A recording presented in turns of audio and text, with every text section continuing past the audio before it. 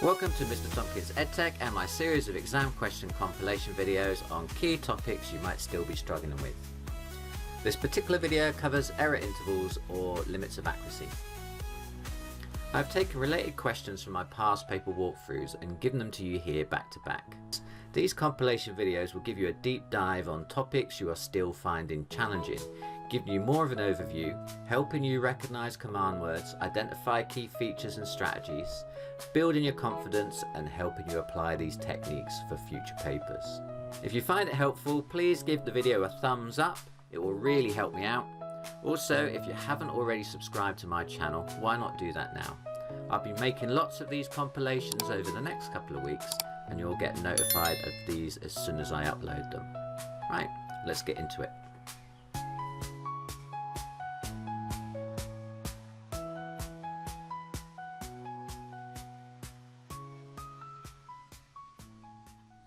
Question 2. The height of a tree is 12 meters, correct to the nearest meter. Circle the error interval. Okay, so they're actually being very straight and up front here, telling you it's an error interval question. Often they don't bother to tell you that, but you can normally spot it by kind of ends of sentences like this, correct to the nearest meter.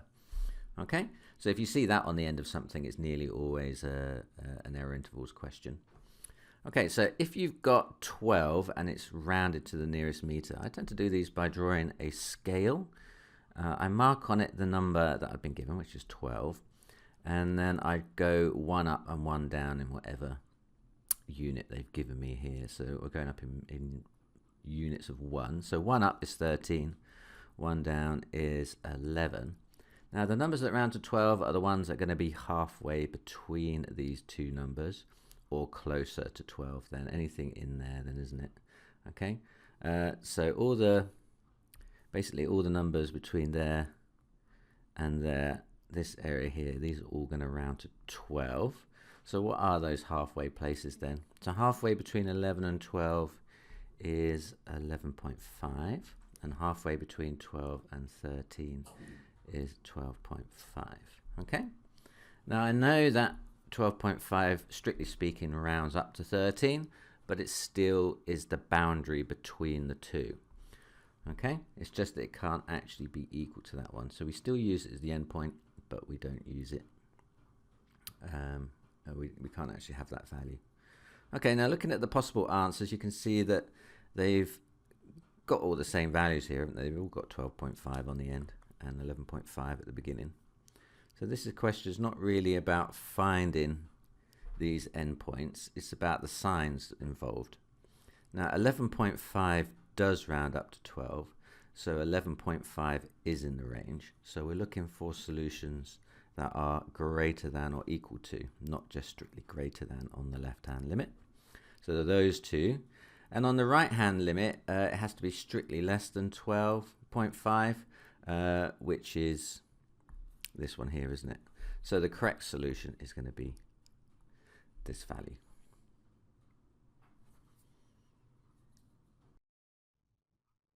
Question 4. A number x is 15.8 when rounded to 3 significant figures. Circle the error interval. Okay, now I always find it useful to just quickly draw a number line, mark on the value I've been given.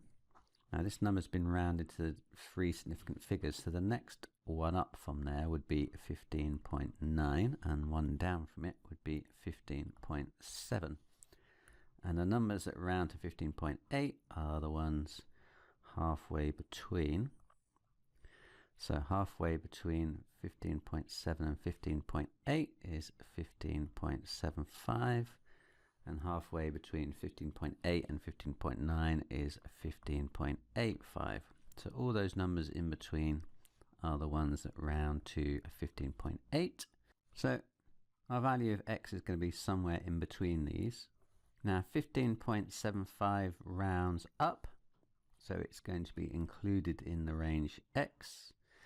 And 15.85 rounds up to 15.9, so it's not going to be included in the range. So we use a strictly less than symbol there. So the one we're interested in is that one there. 15.75 is less than or equal to x, which is less than 15.85. Question 5. Paul won a race with a time of 71.3 seconds. This time t is the nearest tenth of a second. Complete the error interval due to a rounding. So if I've got a line and I've got 71.3, it's been rounded to the nearest tenth. So one down on the scale would be 71.2 and one up on the scale would be 71.4. The numbers that round to 71.3 will be halfway between those. So halfway between 71.2 and 71.3 is 71.25. And halfway between 71.3 and 71.4 is 71.35. So all the numbers between 71.25 and 71.35 are going to round to 71.3. 71.25, 71.35. Question 5. The length of a table is 110 centimeters to the nearest centimeter. Complete the error interval. Okay, so I tend to draw a line when I do these and I mark the number I've been given. Now this is to the nearest centimeter. So on my scale I'm going to go up 1 centimeter, so that would be 111, and down 1 centimeter, that would be 109. Now the numbers that round to 110 are the numbers that are going to be halfway or closer to 110. So it's all these numbers in here. These are the ones that round to 110, aren't they? And halfway between 109 and 110 is 109.5, and halfway between 110 and 111 is 110.5. So they're going to be my boundaries. Now notice really 110.5 would round up, which is why you've got this strictly less than sign in here. Question 5. To the nearest 1,000 there are 18,000 people at a festival.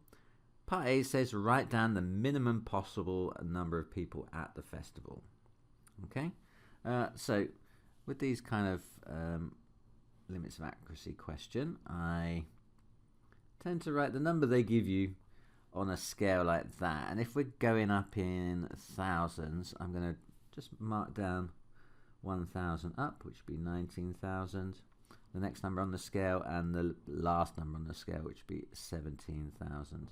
Okay, now the numbers that round to 18,000 are they going to be the numbers that are halfway between those or nearer then, aren't they?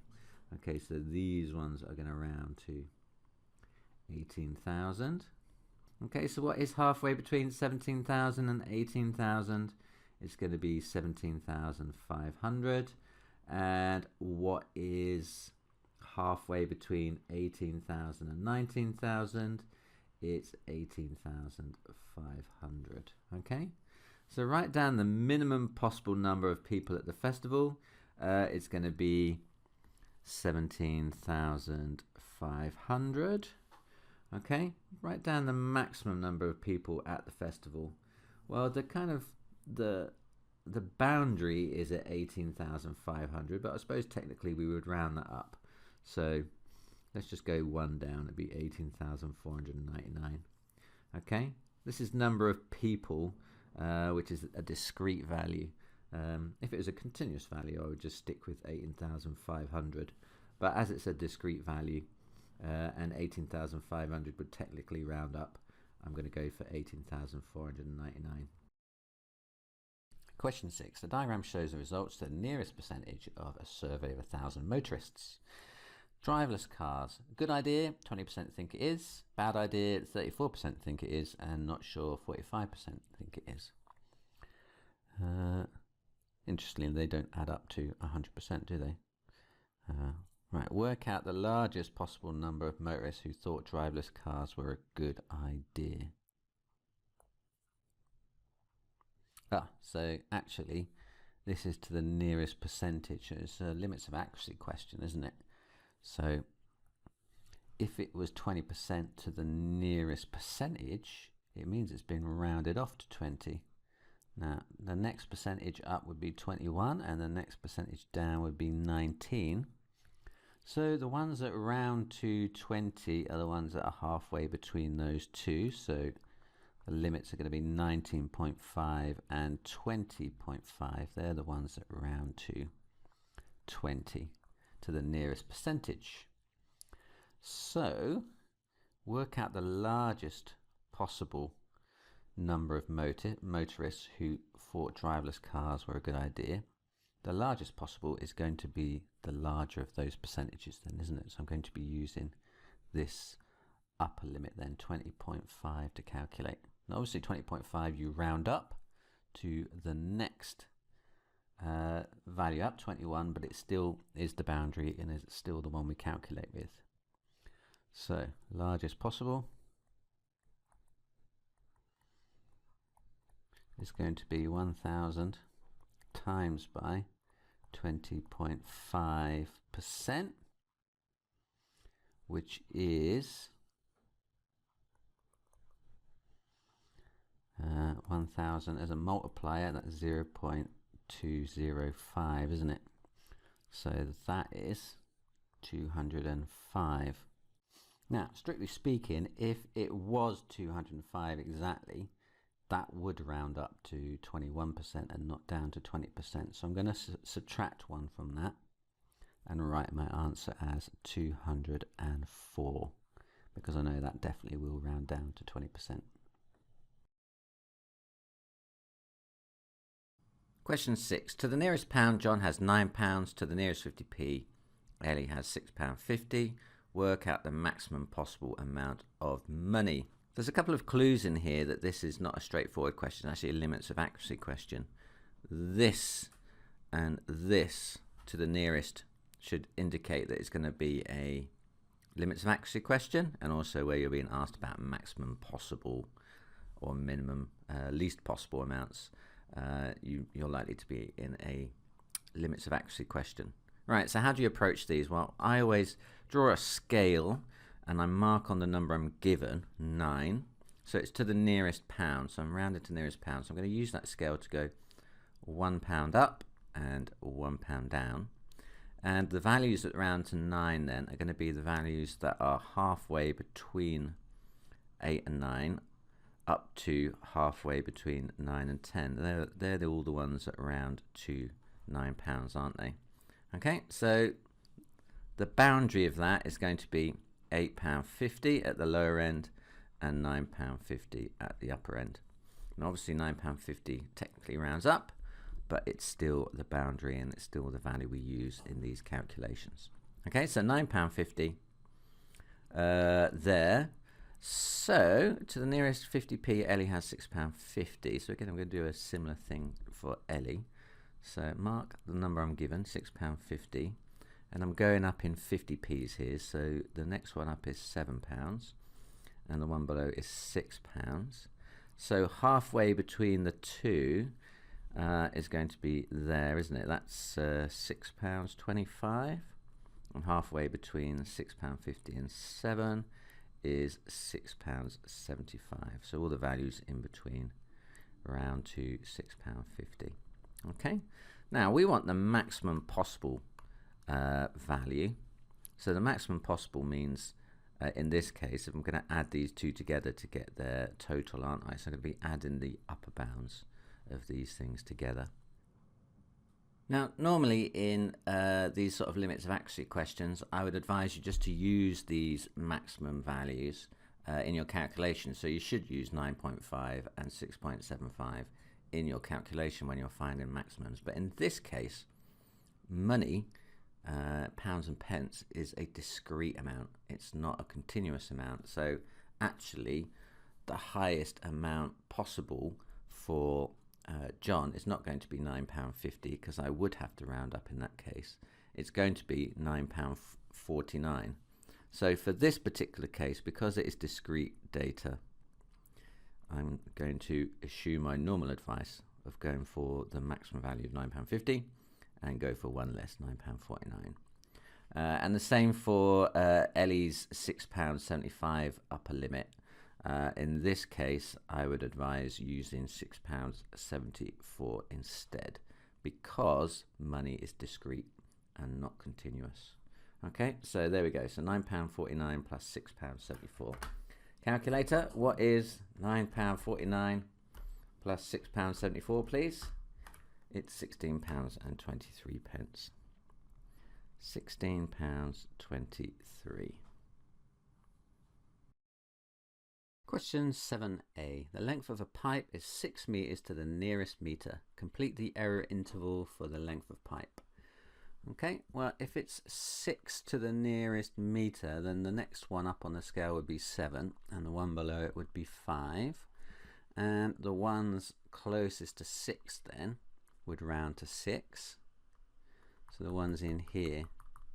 Okay, so where does the boundary lie? Halfway between the two of them, 5.5 and 6.5.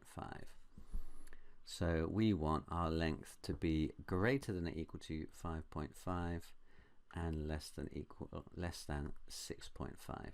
Okay. Question 7b says the length of a different pipe is 4 meters to the nearest meter. Ollie says the total length of the two pipes is 11 meters to the nearest meter.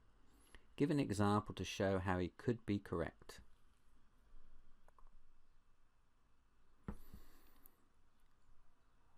Well, we know that the first pipe is between 5.5 and 6.5. So let's say if one pipe is up towards the upper end of that range, 6.4, and the other is, well, it could be 4.4, couldn't it? So then 6.4 plus 4.4 is 10.8, which is closer to 11 than 10, isn't it? So yeah, it could be 11 to, what's that, two significant figures. Okay, so he's right. Question 8. Three whole numbers are each rounded to the nearest 10. The sum of the rounded numbers is 70. Work out the maximum possible sum of the original three numbers. And that's quite a confusing question, really. I think sometimes if it's not clear how to proceed, then perhaps let's just try and do some numerical answers and see if we can work out what patterns there are or what the underlining things are. So let's have a look. So three whole numbers are each rounded to the nearest 10 and they sum to 70. So let's say that my three numbers rounded are 40, 20 and 10. That would add up to 70, wouldn't it? Okay, so what is the maximum number then that would round to 40? Now remember, these are whole numbers, so they can't be like point anything. So the biggest number that rounds to 40 is going to be 44, isn't it? Because 45 would round up to 50. Similarly, 24, so the largest number that rounds to 20 is going to be 24, and the largest number that rounds to 10 is going to be 14. So if you add those up, you're going to get what? 4, 8, 12 more than 70. It's going to be 82. Okay, so that's one possibility. So let's just have another look at a different one. So perhaps instead of having numbers that rounded to 40, 20 and 10, we had a number that rounded to 30 and then two numbers that rounded to 20. Does that change anything? So that adds up to 70 again. So the largest number that rounds to 30 is going to be 34. The largest number that rounds to 20 is going to be 24, and the largest number that rounds to 20 is going to be 24. So again, that's like 4, 8, 12 more than 70, isn't it? So I think whatever combination of numbers that you pick that round to your original 70, your maximum possible number is always going to be 4 more than that 3 times. So 4 times 3, 12 more than that amount. So the maximum possible sum has to be 82. Question 9. The length of each side of a regular pentagon is 8.4 centimeters to 1 decimal place. Complete the error interval for the length of one side. Okay, so I always draw a kind of a scale when I'm doing these sorts of error interval questions, and I mark on the number they give me, and then I imagine the scale either side of it. So if this was going up in 1 decimal places, then the next decimal place up from 8.4 is going to be at 8.5, and the one below it is going to be 8.3. So then the numbers that round to 8.4 are the ones that are going to be halfway between those two, aren't they? So halfway between 8.3 and 8.4 are going to round up to 8.4, and halfway between 8.4 and 8.5 are going to round down.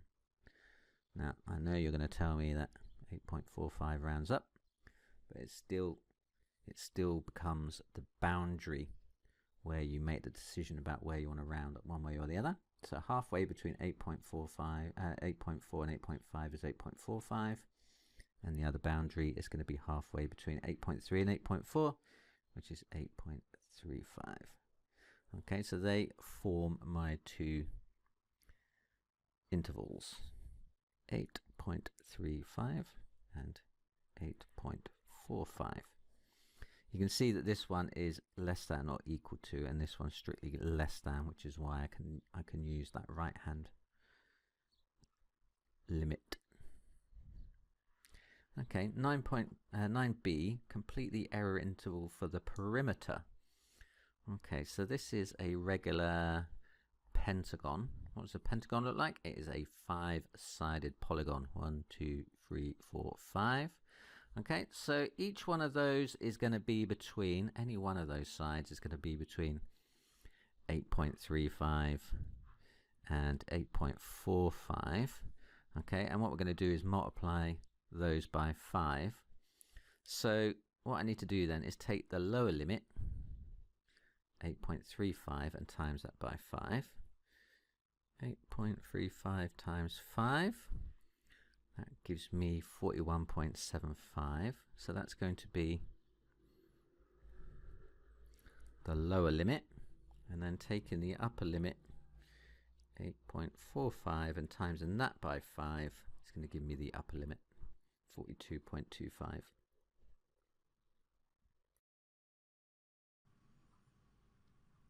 John is drawing a quadrilateral. The length of each side is 5.2 centimeters to 1 decimal place. Complete the error interval for the length of one side. Okay, so I tend to do these with a number line to start off with. I mark the point I've been given, 5.2, and then I use the rounding amount to mark on my scale the next one up. So if I'm going up in 1 decimal places, the next one up on my scale will be 5.3, and the one below it will be 5.1, and then I consider all the values that are going to round to my given value. That's all the numbers that are halfway between 5.1 and 5.2 will round up. That gives me a lower bound of 5.15, and the ones that round down are going to be halfway between 5.2 and 5.3, which is 5.25. So they're my two boundaries of all the values that round to 5.2.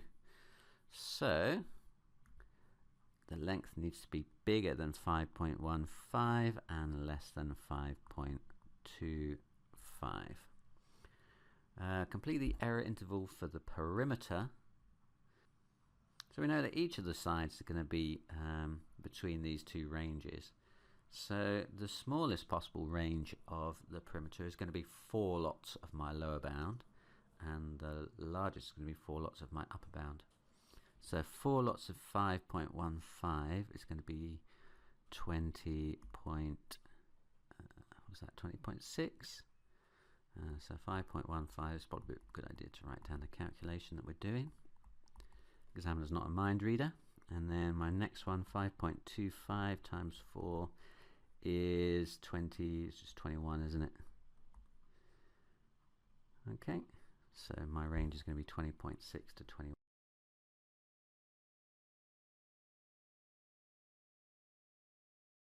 Question 11a, the length D of Jamal's car is 4.72 meters, correct to 2 decimal places. Complete the error interval for the length d. Now with these, I like to draw a scale just so I can visualize the problem. So if I mark 4.72 on it, that's the number I was given. Now this is correct to 2 decimal places, which is this unit here. Okay, so that means that's the unit we're going up in. So the next one up, if you imagine a scale, the next one up on the scale would be 4.73, and the one below it would be 4.71. So the ones that round to 4.72 are going to be like the ones that are halfway between those two values or closer then, aren't they? Okay, so this range of values here, these all round to 4.72. So what is halfway between 4.71 and 4.72? Well, halfway between those would be 4.715, and halfway between 4.72 and 4.73 is going to be 4.725. So that's the error interval then for D. 4.715, 4.725. Okay. Now part B says Jamal travels 430 kilometers, correct to the nearest 10 kilometers. His average speed is 57.3 kilometers per hour, correct to 1 decimal place. Calculate the shortest possible time for Jamal's journey. Give your answer correct to the nearest minute. Okay, so we're going to do the same thing here for the distance traveled and for the average speed. So starting the same way, I'm going to draw a number line. I'm going to mark on the value that they gave us, which is 430 kilometers. 430. Now this time we're going up in 10 kilometers. Okay, the nearest 10 kilometers, aren't we? Okay, so what is 10 up from 430? It's going to be 440. And what's 10 down from 430? It's going to be 420. So then the numbers that round to 430 are going to be the ones that are halfway between those two or closer. This range of numbers here, which is 425 at this end or 435 at that end. Now we're going to do the same thing with speed. Speed we're given as a 57.3 to correct to 1 decimal place. So 1 dp above that would be a 57.4. 1 dp below that would be 57.2. Halfway between those or closer gives me a error interval of 57.25 up to 57.35. Okay, so now I've worked out my error intervals for distance and speed. I need to calculate the journey time to the nearest minute. No, sorry, the shortest possible journey time to the nearest minute. Okay, so we want to make the smallest possible journey time out of those various limits that we've got there. Okay, now first off, what is the relationship between distance, speed and time?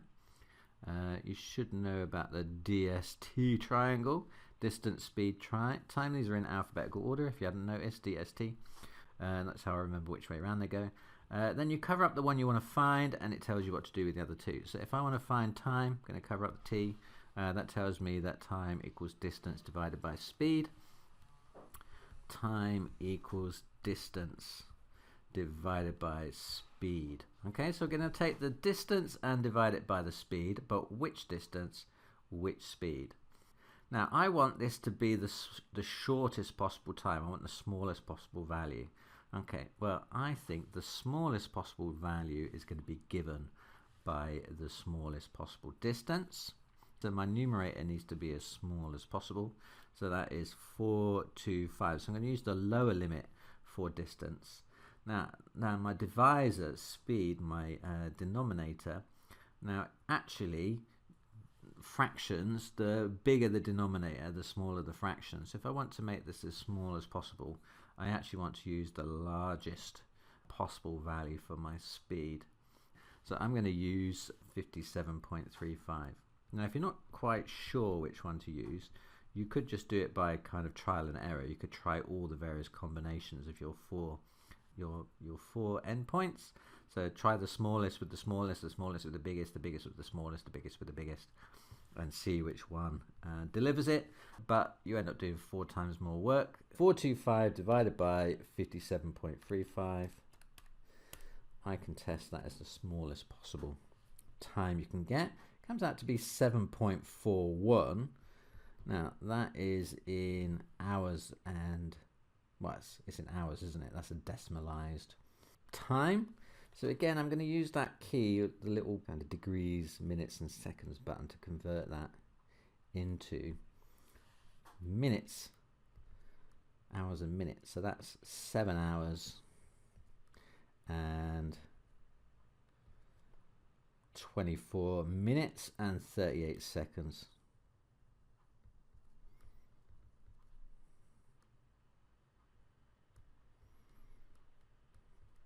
Okay, so if I want to round that to the nearest minute, I'm going to have to round up, aren't I? Because 38 seconds is more than half a minute. So I'm going to have to round up.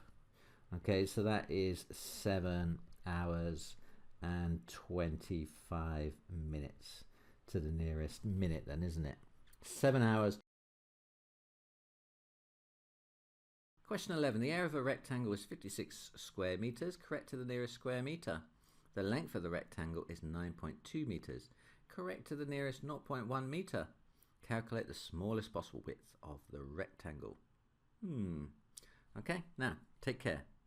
This is a limits of accuracy question. I can tell because of those 2 statements there that it's correct to the nearest so and so.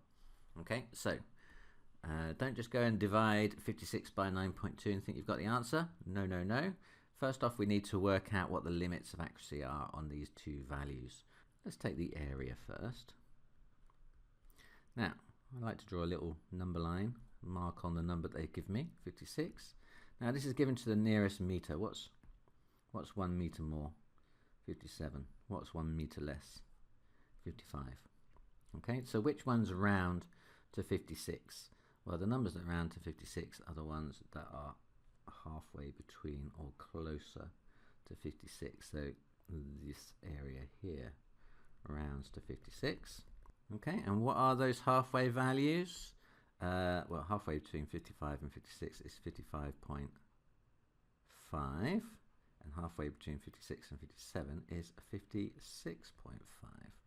Okay, so they're my upper and lower limit for the area of this rectangle. Okay, now the length, similarly, if I draw a line, mark the one I've been given, 9.2, correct to the nearest 0.1 meter. So using that scale, the next number up on that scale would be 9.3, and one below would be 9.1. Okay, now which numbers round to 9.2, correct to 0.1 meter? It's going to be the ones that are halfway between those 2 or closer, this area here. Okay, what numbers are halfway between 9.1 and 9.2? Well, that's going to be 9.15 and 9.25.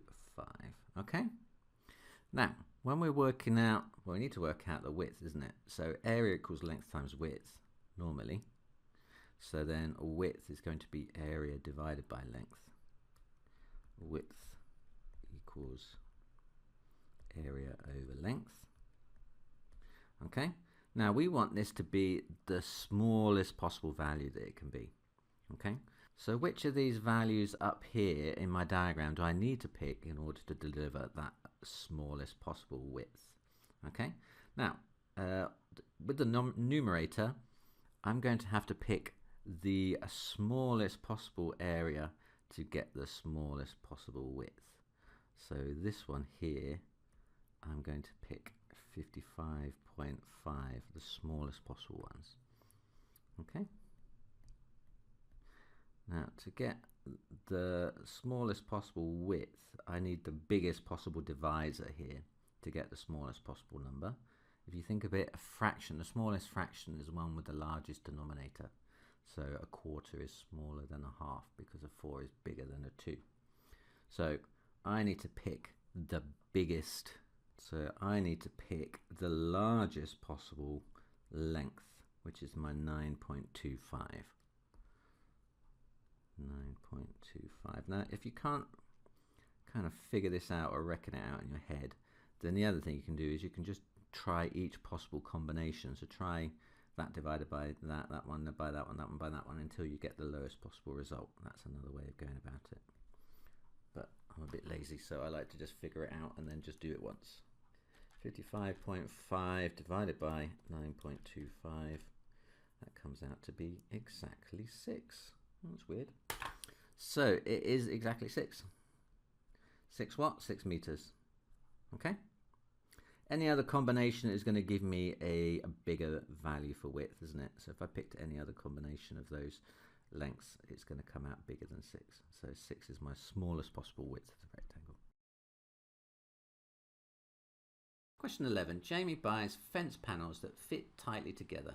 And there's a bit of a diagram of how they look, little wavy looking things. Each panel has a length of 1.8 meters, correct to 1 decimal place. Jamie measures the length of the garden as 42 meters, correct to the nearest meter. Work out the minimum number of panels Jamie should buy in order to be certain that there are enough panels for the length of the garden. Show how you decide. Okay. Right, now this is a limits of accuracy question here. You know, you can tell because of these bits here, correct to the nearest meter and correct to 1 decimal place. Okay, so that means these values have been rounded. So when they're talking about the length of this panel here being 1.8 meters, what they actually mean is that L can take on a range of possible values. If you think about a number line with 1.8 marked upon it, now if you're going up in 1 decimal places, the next one up on the scale would be 1.9, and the one below it would be 1.7. Now the values that round to 1.8 are going to be the ones that are halfway between those or nearer. So kind of this area, this is the bit that rounds to 1.8. Okay, so the smallest value that rounds to 1.8 is 1.75, halfway between 1.7 and 1.8. And the other one is, the other boundary is going to be 1.85. Now strictly speaking, 1.85 rounds up, but it's still the boundary that we use. So L, our value there, must lie between these two. So greater than or equal to 1.75 or less than 1.85. Okay. Now if we do the same thing for the length of the garden, let's call that G. So then the garden is 42 meters, correct to the nearest meter. So if I go 1 meter up, I'd be at 43. If I went 1 meter down, I'd be at 41. So the bits that then round to 42, this area here, is going to be halfway between 41 and 42, which is 41.5, and the other boundary is going to be 42.5. Okay, so then G, the length of the garden, is going to be greater than or equal to 41.5 or less than 42.5. Okay, so work out the minimum number of panels Jamie should buy in order to be certain that there are going to be enough panels. So I'm going to have to take the length of the garden and divide it by the length of the panel. Now I want to consider the worst case scenario with the maximum number of panels he's going to need. So in order to do that, I'm going to take the largest possible width of the garden and the smallest possible width of the panel. That's the worst case scenario, isn't it? Because that's going to require the most number of panels then. If the panels are at the smaller end and the garden's at the maximum end, that's going to be the most panels that you're going to need, isn't it? So then panels required is going to be my upper bound for the garden, which is 42.5, divided by my lower bound for the panels, 1.75. I mean, if you can't figure this out, you can just do all 4 combinations. So like kind of divide the upper with the upper, the upper with the lower, the lower with the upper, the lower and the lower, and see which one comes out the most. Okay, but I've kind of figured it out, so I only have to do one calculation. So what's that then? 42.5 divided by 1.75. Okay, and that comes out to be 24.3. Okay, so you'd have to round it up, aren't you? 24.3 rounds down, but if you rounded it down and only had 24 panels, you can have a gap, aren't you, at the end of your garden, which hasn't got a bit of fence in it. So you're going to have to round it up to 25 and saw a bit of it off and put that bit in, haven't you? So I'm going to be using 25 panels, okay, as a maximum. Okay. Now, if you'd have just gone ahead and divided 42 by 1.8, you would have got 23.3, which you'd be tempted to round up to 24, and you've got the answer wrong, haven't you? So it's 25 panels and not 24. And like I say, if you can't figure out which limit to use, then just divide all four and just check them all.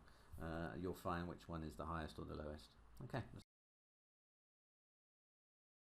Question 14a. Standard bricks have dimensions 21.5 centimeters by 10.3 centimeters by 6 centimeters. Correct to one decimal place. A house is built using 4,663 standard bricks. Jocelyn says, placed end to end, those bricks from the house would definitely reach over a kilometre. Show that Jocelyn's statement is correct. Okay, so let's just have a little think about the brick to start with. Bricks tend to be cuboids, don't they? So it's got the long measurement along here, that was 21.5. And then 10.3 is one of the other ones. I'm going to assume it's the depth, and I'm going to assume the height of this is 6. Okay, so if we're going to arrange these from end to end, they're going to stretch the furthest if I put them lengthways, and aren't I? So I don't need to use all of these measurements. I just need to use one of them, which is this measurement here, 21.5. So I'm going to have 21.5, 21.5, 21.5 for each of my 4,663 standard bricks. Except that I'm told up here that these distances are correct to one decimal place, which means that they might not be exactly 21.5 centimeters. Now, when I've been given a range, this is like an error interval that we need to calculate with here, isn't it? So what I tend to do is draw a number line. So here's my number line. I'm going to mark on the number they gave me, 21.5. And I'm going to go correct to one decimal place. So that's like a decimal point either side of that on my scale would be, the next one up would be 21.6, and the one below would be 21.4. So all the numbers that are correct to one decimal place and round to 21.5 are all the numbers which are halfway between there and there, and halfway between there and there, or nearer. So all the values in here in this range round to 21.5. They're a bit bigger than that, they'd round up to 21.6. If they're a bit smaller than that, they'd round down to 21.4. So what is halfway between 21.4 and 21.5? This is what we call the lower bound, and that would be 21.45, halfway between the two. And the upper bound is going to be halfway between 21.5 and 21.6, and that is 21.55. Now, strictly speaking, that would round up to 21.6, wouldn't it, if you were rounding off 21.55? But it still is the boundary, and it's still the one that we use in these sort of calculations. Right, so that is the value. So placed end to end, the bricks of this house would definitely reach over 1 kilometre. To be definite about it, let's take the worst case scenario, that these bricks are at its lower end. Obviously, if I take the upper end, it's going to be longer, isn't it? So there's more chance of it being over 1 kilometre at this end, at the larger end. So just to make sure, I'm going to pick out the smaller end and use that in my calculation. So if I take, so the minimum length that this line can be is, the length it would be then would be my 4,663 bricks times by the lower bound, 21.45. Okay, calculator, what is that? 4,663 times 21.45. Well, that comes out to be 100,021, doesn't it?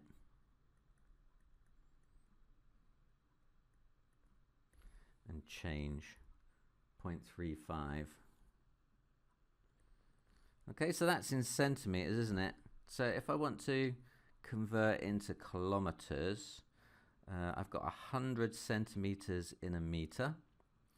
So divide that by 100 to get meters, and there are 1,000 meters in a kilometer, so divide it by another 1,000 to get kilometers. So I'm going to take my answer, divide it by 100 and divide it by 1,000, and that's going to come out to be 1.0002135.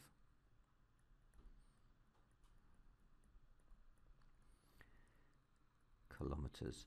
Now, because we took the lower bound, that was the smallest possible length of this, most likely these bricks are going to be longer than that, and so we can say that it will definitely reach over. So we can say that yes, she is correct.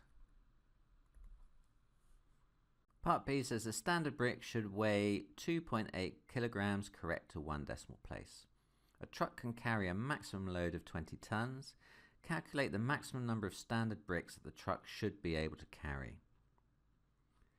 Okay, so again, we've been given this number correct to 1 decimal place. I'm going to take the same approach as I did last time. I'm going to draw a number line, I'm going to mark on the number they gave me, which is 2.8. I'm going to mark 1 up on the scale, 2.9, I'm going to mark 1 down on the scale, 2.7. And I'm going to work out what's halfway between those.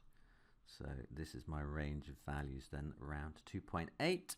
Halfway between 2.7 and 2.8 is 2.75, and halfway between 2.8 and 2.9 is 2.85. So that is my my range of values that round to 2.8.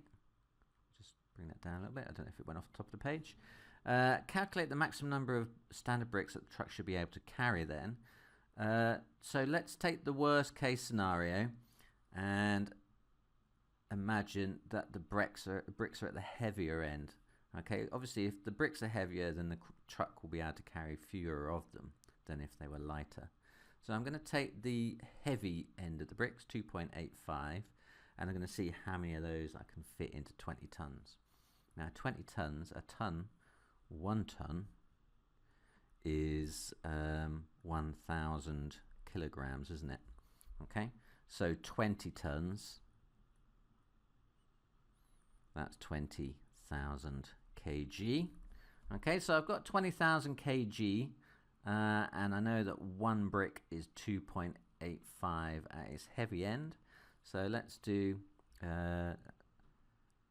number of bricks. That's going to be my 20,000 load divided by the weight of a brick, which is 2.85 in its worst case scenario. Okay, so let's tap that into the calculator. 20,000 divided by 2.85. So that comes out to be 7,017.5. Okay, in this case I'm going to round down because I don't want a bit of a brick. That's no good. So I'm going to round down to 7,017.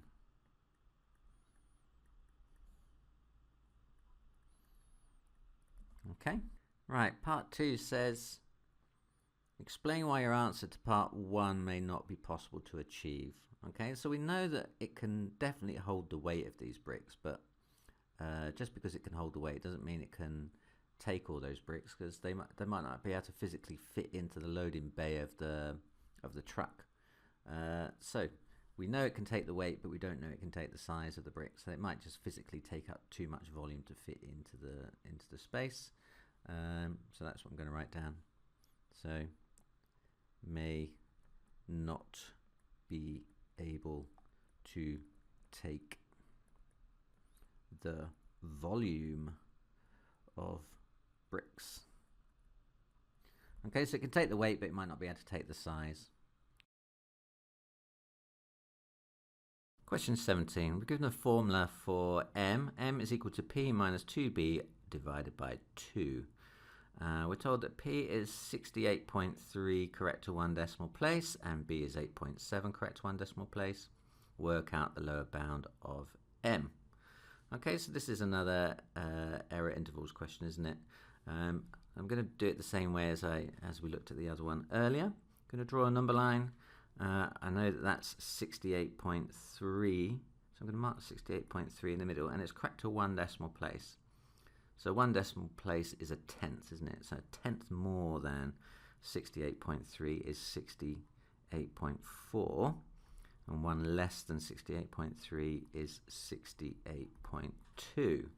Okay, now the numbers that round to 68 are the ones that are halfway between those numbers. All those ones in the middle of there round to 68.3. So what is halfway between 68.2 and 68.3? That's going to be 68.25. And what's halfway between 68.3 and 68.4? That's going to be 68.35. Okay, I'm going to do the same thing with B. So I'm going to draw a number line. I'm going to mark on the number I was given, 8.7. This is correct to 1 decimal place, which is to the nearest tenth. Going up 1/10 from there is 8.8. Going down 1/10 from there is 8.6. And then the numbers that round to 8.7 are the ones that are going to be halfway between those numbers or nearer. So this area here, halfway between 8.6 and 8.7 is 8.65. Halfway between 8.7 and 8.8 is 8.75. Okay, so I've got my upper and lower limits for these two variables. Okay, so now I need to work out m, and I want the lower bound, the lowest possible value for m. Now there's two approaches to this. Either you try all the various limits, so p, remember, can be anywhere between 68.25 and 68.35, and b can be anywhere between 8.65 and 8.75. Okay, and then so you can either put every combination of those numbers in and work out what the smallest one is going to be, or you can do it a little bit more clever and think about which one is going to deliver you the smallest number as you go through. Okay, so I could either sub in, 68.35 with 8.75, and then 68.35 with 8.65, and so on 4 times over until I've got all the different combinations and identify the lowest one. Well, I think I'm just going to try and think through which is going to give me the smallest value and do it once. So p, what value of p is going to give me the smallest possible value for m? Well, I think that's going to be the smallest possible value of p, isn't it? So the smaller p is, the smaller m is going to be. So I'm going to use that lower limit for that one, 68.25. Okay, and then I'm going to minus, so that was my p value, 2 lots of b. Now which one is going to give me my smallest value of m? If I take away the smallest possible value of b or the largest possible value of b? I think it's going to be the largest one, isn't it? If I take away the largest possible amount, I'm going to get the smallest possible value of m. So I'm going to use the upper limit of b. So that is 8.75. All divided by 2. So now it's just a matter of typing that into the calculator. 68.25 minus 2 lots of 8.75, and then divide that by 2. That comes out to 25.375. Okay, as I say, if it doesn't make so much sense to you, you can just try every single combination of those 2 pairs of numbers. There's only 4 to try. You can try the upper, the lower, the lower, the lower, and the lower and the upper. Or you can just think it through like I did. Question 90. The length of a roll of ribbon is 30 meters, correct to the nearest half a meter. A piece of length of 5.8 meters, correct to the nearest 10 centimeters, is cut from the roll. Work out the maximum possible length of ribbon left on the roll. Okay, so for the ribbon, first off, I'll do the same as what I did earlier. I'm going to draw a number line. I am going to mark on what I've been given. Now it's correct to the nearest half meter. So if I go half a meter up from there, it'd be 30.5. This next number on my scale, and half a meter down from there is 29.5. So the numbers that round to 30 are the ones that are halfway between those or nearer. So all these numbers in here round to 30. Now halfway between 29.5 and 30, that's going to be 29.75. And halfway between 30 and 30.5 is going to be 30.25. Okay, so my upper bound and lower bound for the ribbon is 29.75 and 30.25. Okay, let's have a think of the offcut now, the bit that we're cutting off. We're told that is 5.8 meters correct to the nearest 10 centimeters. So again, let's mark our scale with the number we've been given. It's 5.8. Now it's correct to the nearest 10 centimeters.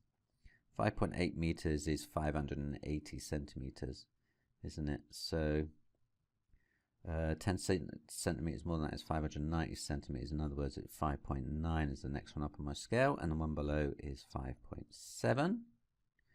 So the numbers that are halfway between those or closer are going to round to 5.8. So this is my area that rounds to 5.8. So halfway between 5.7 and 5.8, the rounding point or the limit of accuracy there is 5.75, and the upper bound is 5.85. Okay, so what we're doing, we're taking our ribbon and we're cutting the offset off, and we want to maximize the bit of ribbon that is left. So our maximum length we're going to get is going to be our biggest bit of ribbon to start with, subtract our smallest possible offcut. So it's that one there then, isn't it? So it's going to be our 30.25, our upper bound for the length of the ribbon, subtract the lower bound of the offcut, and that leaves us with 30.25 subtract 5.75, 24.5 meters. Question 20. This sign shows when a lift is safe to be used. Total mass of people must be 450 kg or less. Ben and some other people are in the lift. Their total mass is 525 kilograms to the nearest 5 kilograms. Ben gets out. He has a mass of 78 kilograms to the nearest kilogram. Is the lift now safe to use? You must show your working. Okay, now this question is a limits of accuracy question. You can tell that by these phrases here, to the nearest 5 kg and to the nearest kilogram. Okay, when you see those, it should be screaming out at you, limits of accuracy. So the first thing we should do really is think about what those limits are going to be for our two amounts here. Now we know that 525 kilograms has been rounded to the nearest 5 kilograms. So if we draw a number line and mark on the number they've given us, 525, and this scale is going into the nearest 5 kilograms. So let's mark one up on our scale, which should be 530, and one below on our scale, which should be 520. Now the numbers that round to 525 are going to be the ones that are nearer to 525 than the other two numbers. So anything more than halfway between those two numbers is going to round to 525. So what is halfway between those two numbers? Halfway between 520 and 525 is 522.5. So that's going to be my lower bound, and my upper bound is going to be halfway between 525 and 530, which is 527.5. Okay. For the other measurement I've given, the measurement of Ben, we know his weight is 78 kilos to the nearest kilo. So marking my scale one above at 79 and one below at 77 and using the same thinking, we know the numbers closest to 78 round to 78.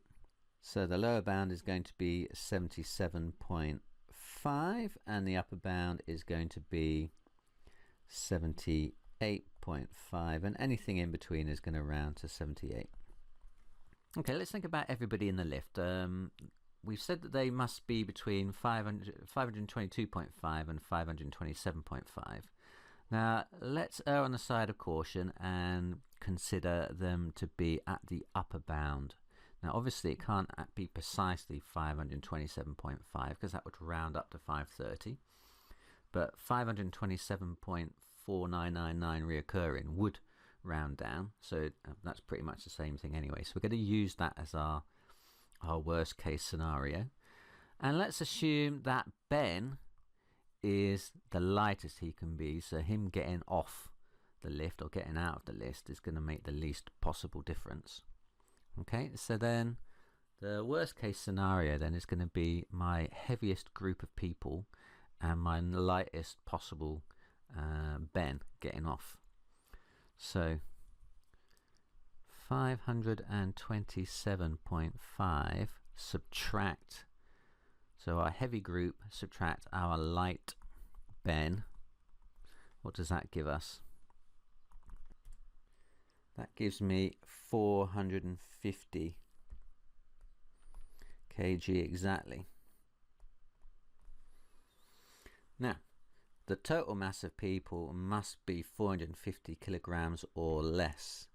So this is the upper bound of the weight of people. Any other case would be less than that, and 450 itself is acceptable as well. So all the possible values that it can be are at 450 kilograms or less. So we can say that the lift is now safe to use just. So the lift is now safe to use.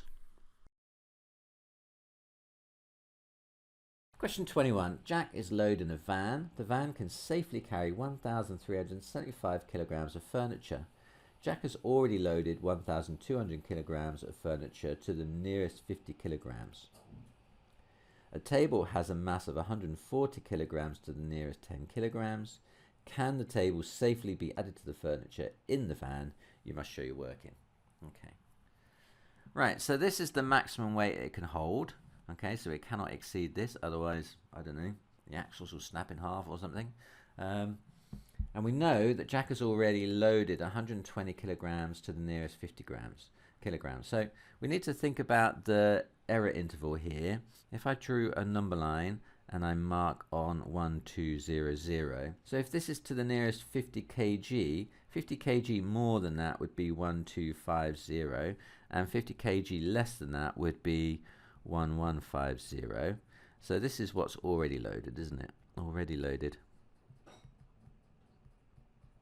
Now if it's rounded to 1200, it must be then that it lies within this range, closer to 1200 than it is to the other limit. So in other words, halfway between these or closer, isn't it? So what's halfway between 1150? That's 1175. So the lower bound is going to be 1175 and the upper bound is going to be 1225. Okay, I'm just going to work out the error interval for the table in the same way. So the table, so again, if I draw my line, I mark on the value they gave us, it's 140. This one is correct to the nearest 10 kg. So 10 kg above would be 150. 10 kg below would be 130. So then the numbers then that round to 140 are going to be halfway between those or nearer. So what's halfway between 130 and 140 is 135. And what's halfway between 140 and 150? That's 145. Okay, so the error interval for the table is going to be somewhere between 135 and 145 kilograms, and already loaded is going to be between 1175 and 1225. Okay, now considering the safety safetiness of load in the table.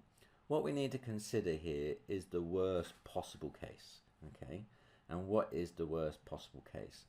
The worst possible case is if the van already has its maximum amount of stuff already loaded. So if I took the upper bound of what was already loaded, and I assume then also the table is at the heavier end of what its range might be, that's the worst case scenario, isn't it?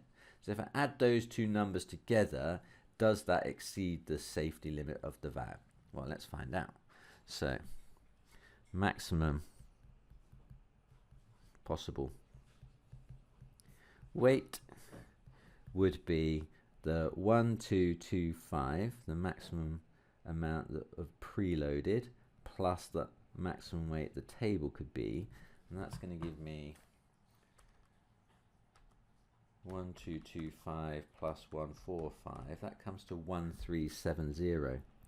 So you can see that doesn't quite exceed the limit. It's still under the limit.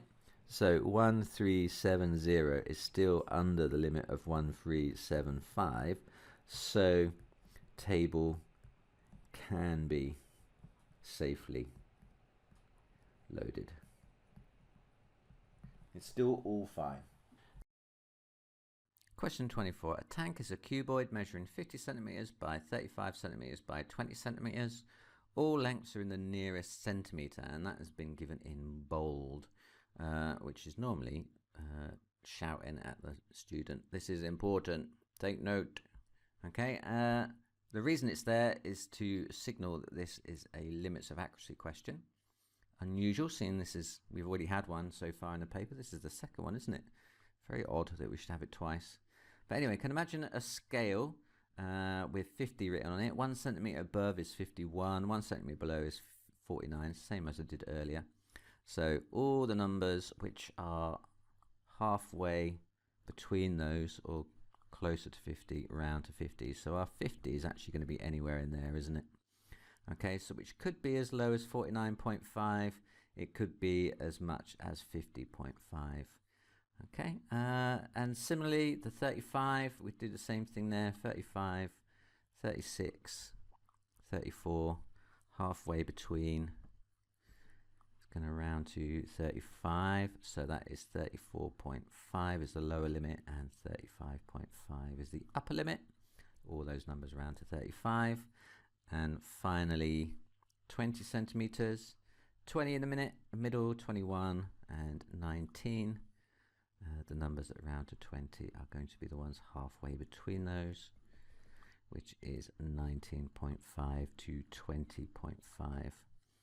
Right, so we're comparing it to this other container, which is exactly 34 litres. So basically, we want to find the upper and lower bound of this cuboid and compare it to this exact capacity of 34 litres and see what we've got. Okay. So the smallest possible cuboid is going to be my 3 small measurements. Okay, so lower bound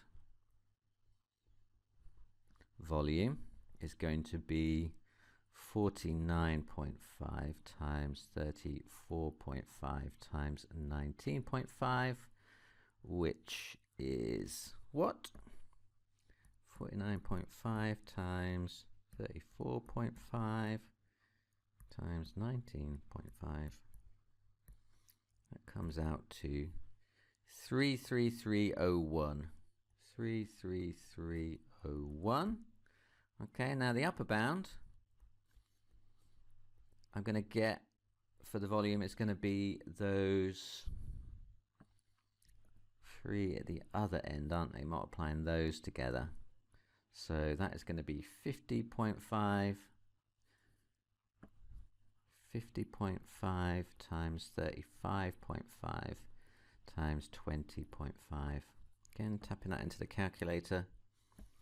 50.5 times 35.5 times 20.5.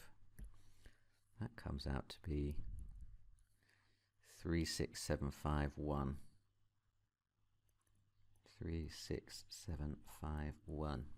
Now these are going to be in cubic centimeters, aren't they? Because I use centimeters. And I know that 1 litre is 1,000 cubic centimeters. If I divide these by 1,000, it will give me the capacity in litres. So this one is roughly 33.3 litres, and this one is 36.7 litres.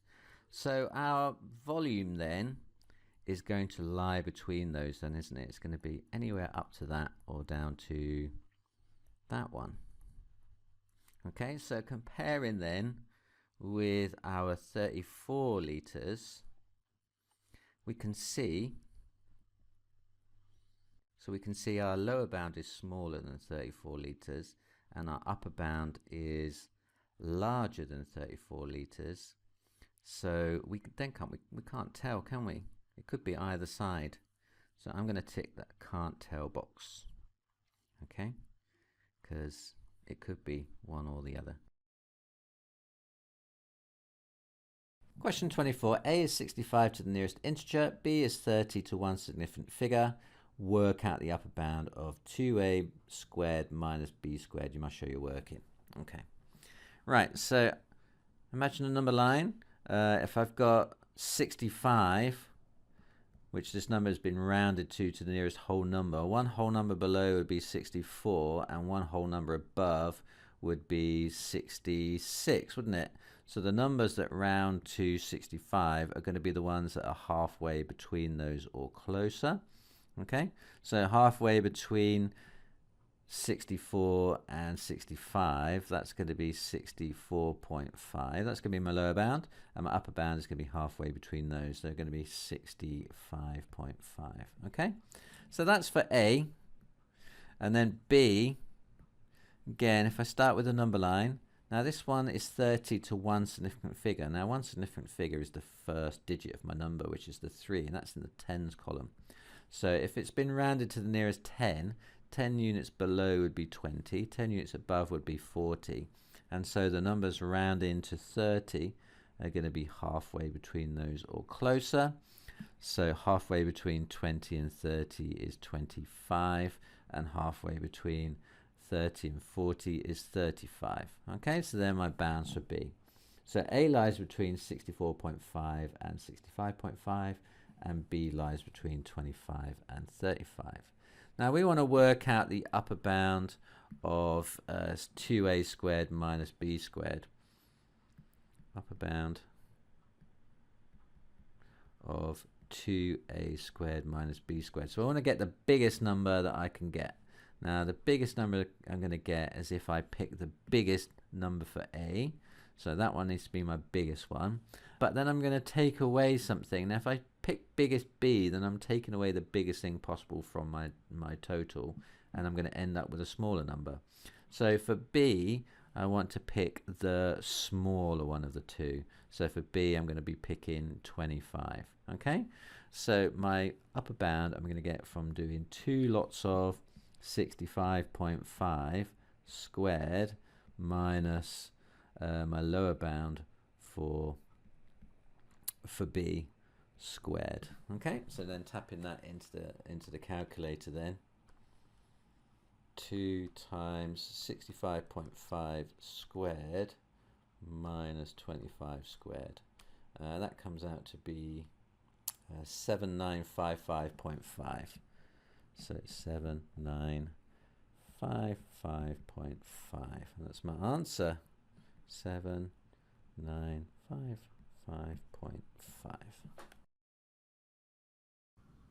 In question 25, we've been given a formula S equals D divided by T, and we've been given the values of D and T correct to two significant figures.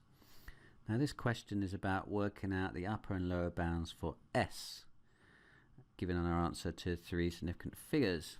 Now, in order to do that, we need to know what the upper and lower bounds of D and T are. Okay, so D is 160 to two significant figures. Now the second significant figure of this number is the 6, which means that D has been rounded to the nearest 10. Okay, now if we imagine a number line, oops, let's do that again. If we imagine a number line, and we mark 160 on that number line, then we're rounding to the nearest 10. So the other point I could have rounded to was 150, one below, and the one above that would be 170. Now all the numbers that are round to 160 are the ones that are closer to this number. So the lower bound is going to be 155 and the upper bound is going to be 165. So all the numbers in between 155 and 165 round to 160. Now for our second value, t has also been rounded to two significant figures. This time the second significant figure is that 2 there. It's 1/10 or 1 decimal place. Now if I do the similar sort of thing, if I draw a number line and I mark 7.2 and I mark either side of that the possible next two marks on my scale, so 7.1 and 7.3, we should be able to see that the numbers that round to 7.2 start at 7.15 and go up to 7.25. Okay, and then all the numbers in between that round to 7.2. Now when I take S, which is d divided by t, now my maximum value I'm going to get is if I divide my largest possible value of d, which is 165, and I divide it by my smallest possible value of t, which is 7.15, and that is equal to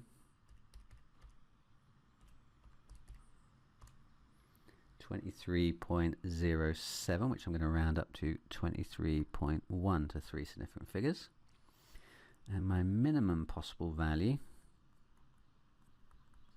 for S is going to be my smallest possible value of D, which is 155, divided by my largest possible value of T, which is 7.25.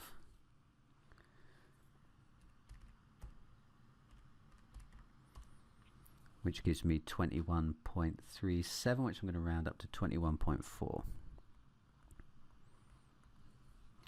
So my upper bound is going to be the largest one of those two, 23.1, and my lower bound is going to be the smallest of those, 21.4. 23.1 and 21.4. Question 25. An empty container has a capacity of 80,000 litres to one significant figure. Mel pours in 7,400 litres of water to two significant figures. She says, I have filled more than 10% of the container. Is she correct? You must show your working. Now this question is about limits of accuracy. It isn't explicit, but the fact that you've got these numbers rounded off to one significant figure here and two significant figure here should be setting off those sort of alarm bells in your head that it's a limits of accuracy question. So let's take the capacity of the container first off. Now that has been rounded to one significant figure. So the first significant figure of this diagram is this 8 here. It's the 10,000 value digit. So if I was to draw a number line and mark on it numbers going up in 10,000s, I'd have my answer there at 80,000, and the next one up on my scale would be 90,000, and the one below it would be 70,000, and then the numbers that would round to 80,000 would be the ones that are closest to it on that number line.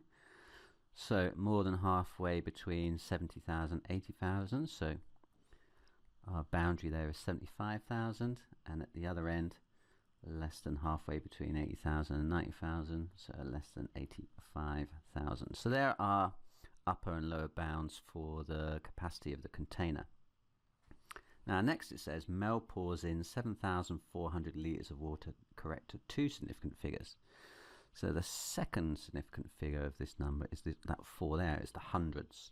So again I'm going to just draw a scale, And I'm going to mark on the value that they've given us, which is 7,400, and I'm going to mark one above it on our scale. If we're going up in hundreds, the one above it would be 7,500, and the one below it would be 7,300, and then the numbers around to 7,400, which would be the ones closest to it on the number line, or the numbers in here. So the lower bound is going to be halfway between 7,300 and 7,400, which would be 7,350, and the upper bound is going to be 7,450. Okay, so let's get on to the question that was asked. She says, I have filled more than 10% of the container. Is she correct? Now, to find the percentage, you're going to have to divide how much she pours in by the total. And we're going to get different values depending on whether or not we use the upper and the lower bound for each of these numbers. So I think what I need to do is work out the two limits of her answer. So to work out the percentage,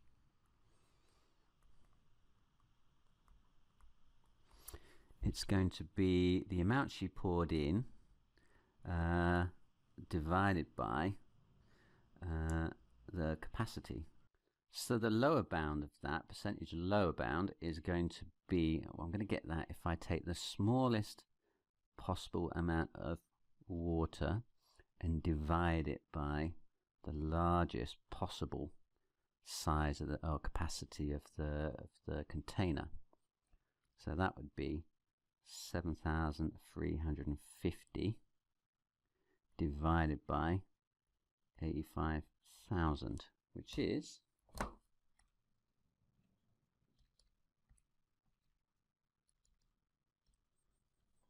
0.086,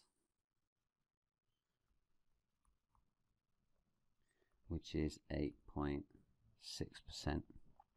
Okay. Now the upper bound, so the percentage upper bound,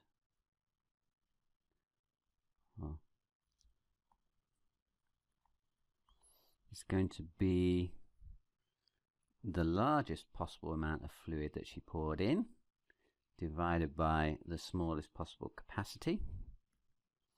So that is 7,450 divided by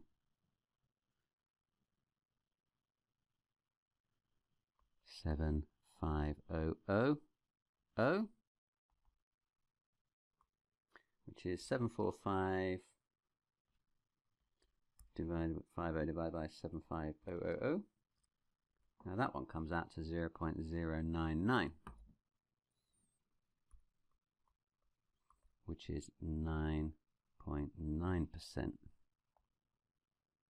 So actually she's filled between 8.6 and 9.9% of the container. So has she filled more than 10% of the container?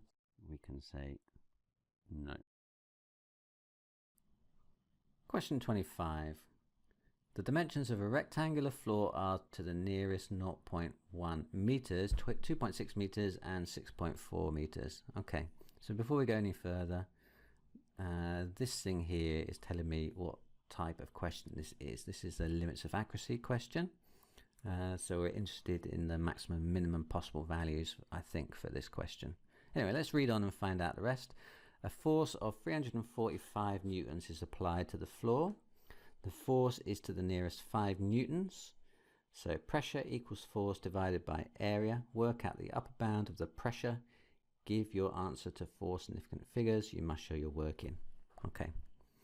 So let's take our lengths and widths of our rectangular floor first off. It's to the nearest it's the nearest 0.1 meters. So 2.6 meters, then the width. If I've got 2.6 on the number line, then 0.1 more than that would be 2.7. 0.1 below that would be 2.5. And then the values that are closer then to 2.6 are going to round to 2.6. Now they're going to be the values that are halfway between 2.5 and 2.6. So 2.55 is the lower bound and 2.65 is the upper bound. Okay, if I have a look at the length, do the same thing. 6.4 in the middle, one more would be 6.5, one less would be 6.3. So then the values that are going to round to 6.4 are going to be 6.35 is the lower bound, and 6.45 is the upper bound. So then we're told a force of 345 newtons is applied to the floor, and that force is given to the nearest 5 units. So again, drawing 3, 4, 5. 5 units above it would be 350. 5 units below it would be 340. And the ones that would round to 345 are the ones that are going to be halfway between those values. So halfway between 340 and 345 is 342.5, that's the lower bound, and 347.5 for the upper bound. Okay, they're the ones that round to 345. Okay, so now I've got all my maximum, minimum possible values. I can then go on and consider which ones I'm going to have to use. So we're told that pressure equals force divided by area. Work out the upper bound of this pressure. What's the largest possible pressure I can get from those values? Okay, so pressure then, am I going to use the largest possible force or the smallest possible force to get the largest possible pressure? Well, I think I need the biggest possible number on the top of this fraction if I'm going to get the largest possible pressure. So I'm going to take the upper bound of my force, 347.5, and I need to divide that by the area. So then the area, am I going to take the smallest possible area or the largest possible area to make the largest possible pressure? I think I need to, if you're going to divide, you want to divide by the smallest possible value to give you your largest possible value. So what's my smallest possible area I can get? That would be taking the lower bounds of my two sides of my rectangle and multiplying them together. That would give me my lowest possible area then. So that's going to be 2.55 times 6.35. Now, if you're getting confused or can't figure this out, you can just do the calculations multiple times with the various values and seeing which one is the biggest and the smallest. It might be worth doing that anyway if you've got a bit of spare time towards the end of the exam. It's a good way of checking your answer. So 347.5 divide by 2.55 divide by 6.35. That comes out to be 21.46. To 4 significant figures. 21.46. Interesting that they asked for 4 significant figures there. It's quite unusual. Okay, so that's my answer, 21.46. Well, I hope this video helped you get a better overview of the topic. If it did, give it a thumbs up. You can find more exam question compilations over here.